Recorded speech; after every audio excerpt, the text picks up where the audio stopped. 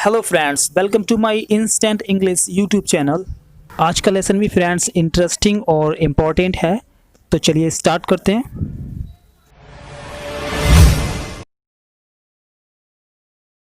चलिए फ्रेंड्स, तो आज हम सीखते हैं थैंक्स के बारे में। थैंक्स का मतलब होता है धन्यवाद या फिर शुक्रिया। जब हमारी कोई मदद करता है या छोटा मोटा हमारा काम करता है तो हम उसको बदले में थैंक यू या फिर थैंक्स कहते हैं। बट फ्रेंड्स, थैंक्स और थैंक यू कहना बहुत कॉमन है, इट्स वेरी कॉमन। कोई अगर हमारी मदद करता है तो हम इसे थैंक्स या थैंक यू कहते हैं। पर यहाँ पर मैंने कुछ डिफरेंट दिया है, कुछ अलग दिया है।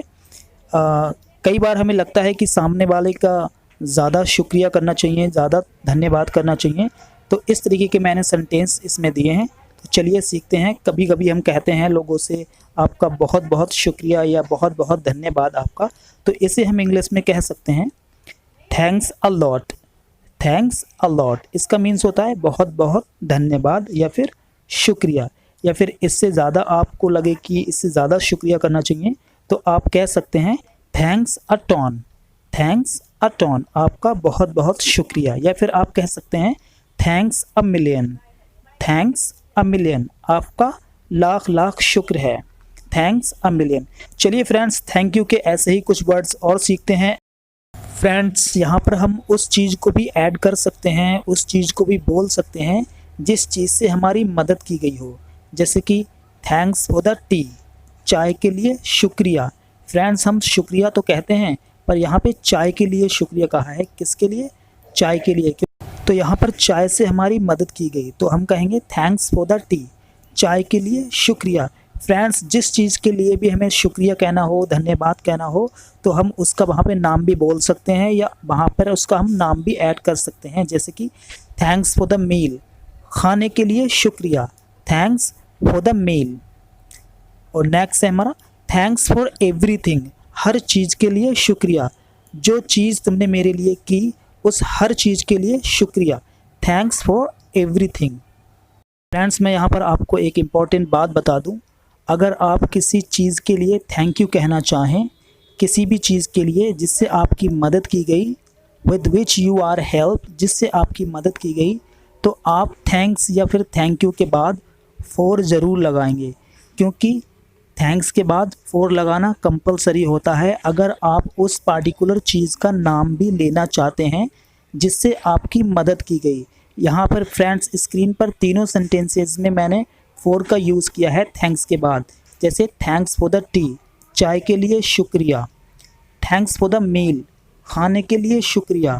थैंक्स फॉर एवरीथिंग, हर चीज़ के लिए शुक्रिया। वरना आप थैंक्स या फिर थैंक यू कहकर भी काम चला सकते हैं। अगर आपको लगे कि मुझे इस पार्टिकुलर चीज़ का नाम भी लेना है जिससे मेरी मदद की गई, तो थैंक्स के बाद फॉर लगाना कंपलसरी है, थैंक्स के बाद उस चीज़ से पहले। ठीक है, चलिए नेक्स्ट देखते हैं। नेक्स्ट है हमारा फ्रेंड्स थैंक यू। जैसे हम कह सकते हैं आपका बहुत शुक्रिया। Thank you very much. Thank you very much, आपकी मदद के लिए शुक्रिया।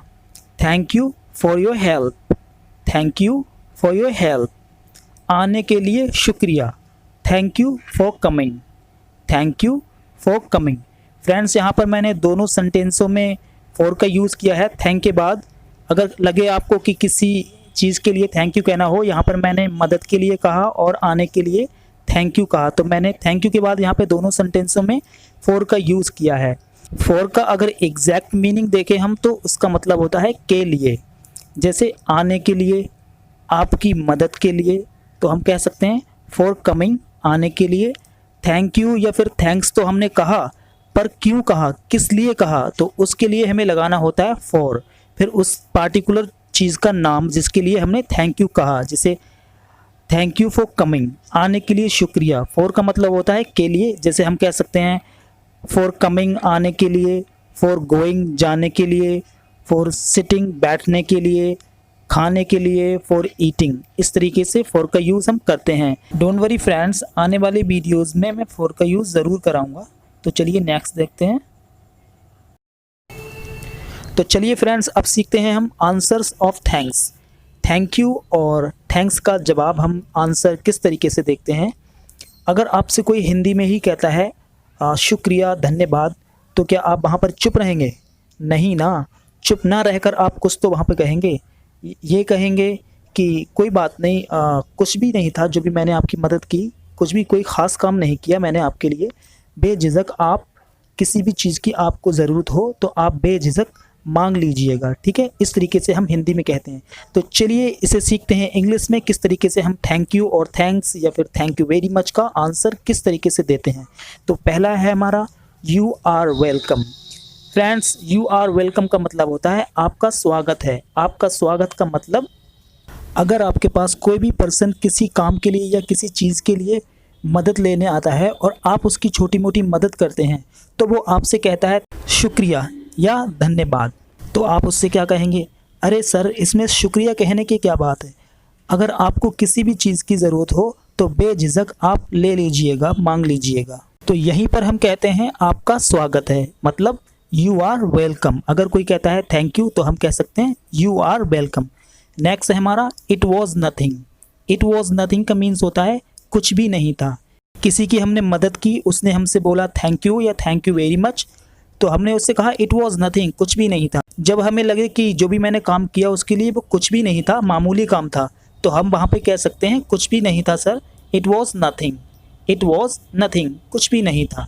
नेक्स्ट है हमारा इट्स माई प्लेज़र।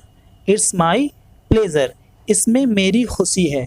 अगर आप किसी की मदद करते हैं, वो आपसे थैंक यू या फिर थैंक यू वेरी मच कहता है, तब आप वहाँ पर कहते हैं इसमें मेरी खुशी थी। अगर आपको लगे कि उस काम में आपकी खुशी थी तो आप वहाँ पर ये वाला सेंटेंस यूज़ कर सकते हैं, it's my pleasure. It's my pleasure, इसमें मेरी खुशी थी। चलिए नेक्स्ट है हमारा डोंट मेंशन इट। इसका जिक्र ना करें। Don't mention it. Don't mention it का मतलब होता है there was no need to thank you कहने की ज़रूरत नहीं है, तो इसका जिक्र ना करें, डोंट मेंशन इट। चलिए नेक्स्ट देखते हैं। चलिए फ्रेंड्स, देखते हैं अपना लास्ट कॉन्सेप्ट। यहाँ पर मैंने कुछ वर्ड्स दिए हैं, इनका यूज़ हम वहाँ करते हैं जब हम किसी चीज़ का जायका लेते हैं, किसी चीज़ को ट्राई करते हैं और उसकी हम अच्छाई बताते हैं, तो इन वर्ड्स का यूज़ हम वहाँ पे करते हैं। तो चलिए पहला है हमारा गुड। गुड का मतलब होता है अच्छा है। किसी भी चीज़ की तारीफ़ करते हुए, किसी चीज़ का टेस्ट या जायका लेते हुए हम कह सकते हैं वहाँ पर इट्स गुड, ये अच्छा है। जैसे हम कह सकते हैं आपकी शर्ट अच्छी है, your shirt is good. Number second great. इसका मतलब होता है बहुत बढ़िया, ग्रेट। नंबर थर्ड है हमारा सुपर्ब। सुपर्ब का मीन्स भी होता है बढ़िया। नंबर फोर है हमारा टेरिफिक। टेरिफिक का मतलब होता है बहुत बढ़िया। टेरिफिक का मतलब फ्रेंड्स एक और होता है इसका भयानक। जैसे हम फॉर एग्जांपल कहें तो the accident was very terrific. जो दुर्घटना थी वो बहुत भयानक थी। इस तरीके से हम टेरिफिक का यूज़ कर सकते हैं, बहुत बढ़िया के सेंस में और भयानक के सेंस में।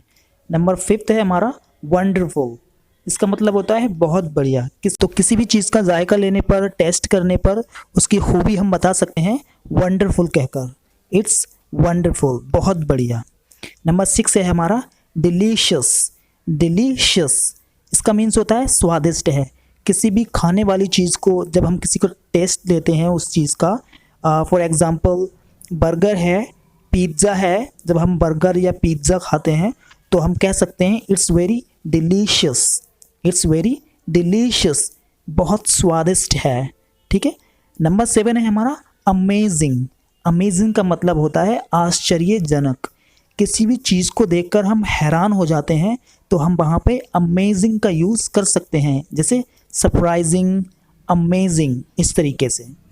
तो ये वर्ड्स थे फ्रेंड्स। इन वर्ड्स का यूज़ करके किसी भी चीज़ की हम खूबी बता सकते हैं, जैसे good, great, superb, terrific, wonderful, delicious, amazing.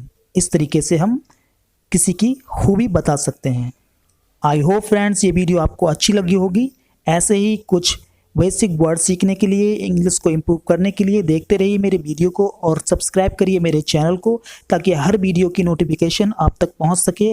Thanks for watching. मिलते हैं नेक्स्ट वीडियो में। Good bye.